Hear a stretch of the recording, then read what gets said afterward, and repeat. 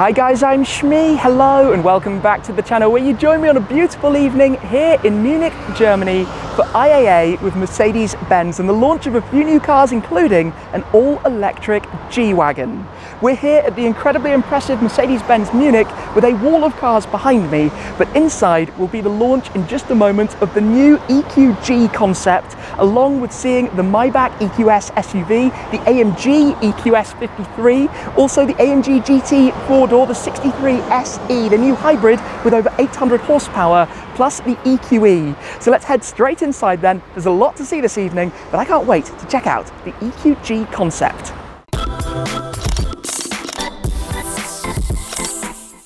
Here we are then. Welcome to IAA with Mercedes-Benz Munich. Let's head inside and go see what they've got in store for us. This is it then, the new introductions on display here. Starting from the left, we've got the world premiere of the new EQE. Then we've got the Mercedes-AMG EQS 53 with 761 horsepower. We've got the Maybach Concept EQS SUV. And then down there, the EQG Concept as well, all of which we can go and take a look at in a moment.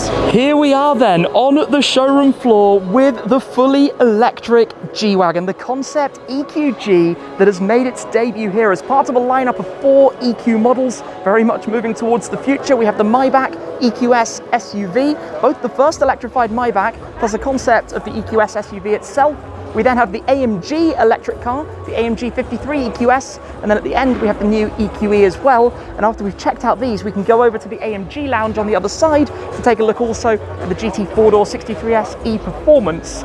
But this is what I wanted to see, the electric G Wagon, especially as an owner of the current G63 myself, the combustion engine vehicle, but this is very much looking towards the future. And in fact, Mercedes have announced that by 2025, 1 out of every 2 cars that they produce will be fully electric, and there will be an electric variant of every model in the entire lineup by that same year, before in 2030 the whole lineup will be electric. This is the way things are going, but this is quite an interesting take. Now you might be wondering, electric G-Wagon, does that make sense? But this is really a concept to put the feeler out there, to get some thoughts flowing as to whether this could work. And the idea is that it will have the exact same capability as the current G-Wagon. It will actually be powered by 4 electric motors, one effectively housed as close to each corner as possible in order to offer the maximum range, and also have a 2-speed gearbox, which will mean you can still have the equivalent of high range, low range, and different driving dynamics and capabilities. Inside we're seeing a slight update, but very much familiar on this concept model from the current iteration.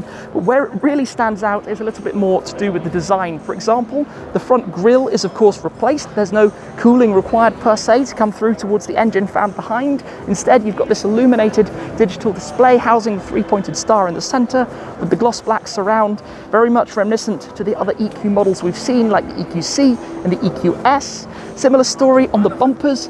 You'll notice the vents are again changed, different style obviously, not required to be exactly the same, but standout features, the illuminated side guards that you have running down. Of course, being a G-Wagon, it still maintains the mechanical clunk and feel of the doors as you open and close and lock and unlock the vehicle. Slightly more Maybach-esque, I could say, in terms of the design wheels, very different to those normally found, but more efficient, of course. The idea, though, is that it will still retain the wading depth, the off-road abilities, the clearance, for example, and have a new axle as well. Lots more still to come in terms of the technology, but it wouldn't be too surprising if in some form this is modelled off the powertrain, say from the EQS, so perhaps the 107 kilowatt battery will find its way into the frame or the boot space, or up front, of course, depending on the positioning of the various motors. We have a few other visual details here on the mirrors, and also the roof rack and light bar that it wears up front as well. But visually, it's a G-Wagon, and that's what's going to be very important, I think, in making this a success for Mercedes-Benz, to keep it reminiscent of the G-Wagon, a legendary car that has survived through many decades and different generations without feeling the need to change all that much. This is, of course, revolutionary underneath the skin. If we continue up, though, to have a look here, the Maybach EQS SUV. Now the EQS has arrived. Typically we've seen Maybach models of cars like the S-Class and the GLS, but we were yet to see a Maybach of an electric version. And here we have the EQS SUV concept of the lifted SUV form factor, you could say, of the EQS, but also the Maybach. And that means up front a more distinct and pronounced grille, if we can call it the grille, with these vertical slats as you find for the additional cooling typically with the combustion engines, the very proud chrome front nose, the extra chrome details you can see around the base, the Maybach style wheels, and look here on the B pillar as well, this very distinct Maybach logo design that it wears. I guess the idea being that there'll be two very comfortable seats in the rear, and it would continue the hyperscreen style dashboard from the EQS, which we can go and see in a moment. Around the rear, that familiar design of the new EQ models with this very narrow tail light that wraps all the way around, and of course the dual tone split with the painted finish that you can see, and the Maybach badge worn back there as well. So that's a concept as well, but I think it's a pretty dead cert that the EQS SUV is arriving on the horizon before long. If we continue on up, here we have the AMG EQS 53. So we've had the EQS launched, the first fully electric Mercedes-Benz luxury saloon. This is AMG's take, 760 horsepower, no exhaust tailpipes. In fact, a design feature down here replacing the exhaust tailpipes. But the idea is a lot of power, these very distinct wheels it wears also. And inside, in fact, I just pop open the door, we have the hyperscreen, that full massive digital display that runs right across the dashboard, central console, the infotainment, and plenty more. So this is the EQS, which I would love to check out at some point before too long. Again, being an AMG derivative, we have the Panamericana style front grille with the vertical slats that run all the way across in that central section of the front grille. If we continue up this way, we get to the new EQE. Now this is an entirely new model, slotting into the lineup beneath the EQS, but offering almost similar levels of comfort and luxury and technology. A world debut presented here for the first time ever. Just open this again, we have the hyperscreen and a very, very nice finish to the interior of this. The Edition 1, the dual tone leather, navy blue with the white, all of the lovely details, floating armrest, the sound system. Look at this, look at the seats. This is lovely. The floating central console with all of that storage space area beneath it. Gear selector sitting up here, the new style steering wheel with all of the controls. This is actually fantastic. This is wonderful. So when they say offering similar levels of comfort to the full EQS, they are not wrong, but noticeably smaller, sits a little shorter, less overhang towards the rear, but all part of the lineup of different EQ models, which over time from here is going to expand significantly going forwards. And you can see quite a different look to the front end of the car as well. That's technically not all, because just down here, also presented, is the Smart Concept #1, a look towards the next generation of smart car, which has been shown as well, and something else to see. Also a concept, as you can tell from some of the design elements. But I think this is really now everybody working out what does happen next. Where do these cars go? What's up and what's going to happen for each segment of the market? As we come back to the EQS, you can see instantly, as I said, that it is just that touch longer. The S has always been the flagship Mercedes model. Traditionally the S-Class, now the EQS, EQ being the electrified branding.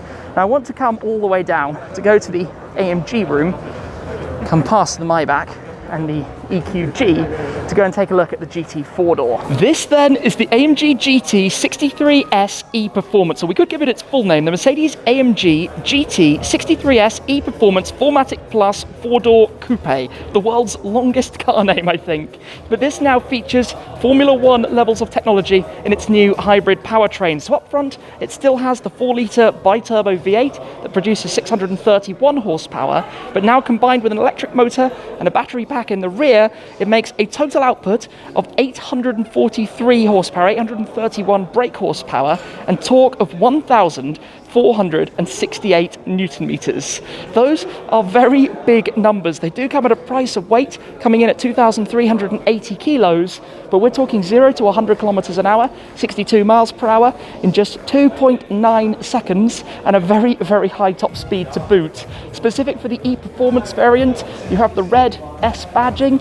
A few other details give it away, for example the wheels, this new wheel design with those 3 additional rings effectively that you can see run around. I do think those are a very cool wheel that this wears, along with the familiar design and features and details of the 4-door coupe from AMG, a car that is really quite impressive to drive. It disguises its weight in the normal 63S variant very well, and I have high hopes so that this is going to be able to achieve similarly, now bringing that Formula One style technology that of course Mercedes-AMG have done so well with on the Formula One circuit into the car that arrives and now comes as the flagship offering, and a technology we're no doubt going to see in a few more models to come. For example, perhaps the S, the G Wagon, who knows, down the line. Another thing to point out is that this is actually the charge port, the filler. It opens up, swings out, so it's located there at the rear. You don't notice it at first. When you do, it's perhaps a little bit funny. Of course, your regular fuel filler cap is found just towards the side, but launched here, the GT 63S E-Performance. I cannot wait to get behind the wheel and drive one of those out on the road. Coming back over to the EQG the second time, and it does not disappoint. You have all of those distinct G-Wagon design features, the very boxy shape, the round headlights, the indicators sitting out on the front corners, those squared off arches that protrude out of the side. Of course, it will house the electric motors inside each corner, and it will bring a weight penalty, the additional weight for the batteries, but all of that still has a few years to be developed in terms of exactly how it's going to function. Inside, we've got the white leather throughout inside here, a slightly different interface on the display and different trims as well, but the illumination around the side just adds another fun angle to it. Again, the side swinging rear door, I suspect it will need to house a spare tyre back there, especially considering G-Wagon intended purposes, although to be honest, with how I tend to use mine, an electric one would be no bad thing. That would fit quite smoothly in with my typical usage patterns, and no doubt it'll be interesting to try and to see down the line what this can do. Again, same style for the tail lights I spot at the back, just slightly different bumpers. And under here, I guess, a sense of where some of the batteries will be stored, will be housed within the car. I think that brings us then to the end of this evening here at the IAA with Mercedes-Benz. Behind me here, the Mercedes-AMG EQS 53 4MATIC Plus. Now, I wasn't able to make it to the first launch event of the EQS to experience it myself, but hopefully before long, we'll get to try the AMG variant to see what an electric AMG is like. A great opportunity though this evening to see the new EQG amongst the other new models presented here. So thank you very much for watching, guys. I hope you've enjoyed the video, but that's it for this time, and I'll see you again very soon. Cheers!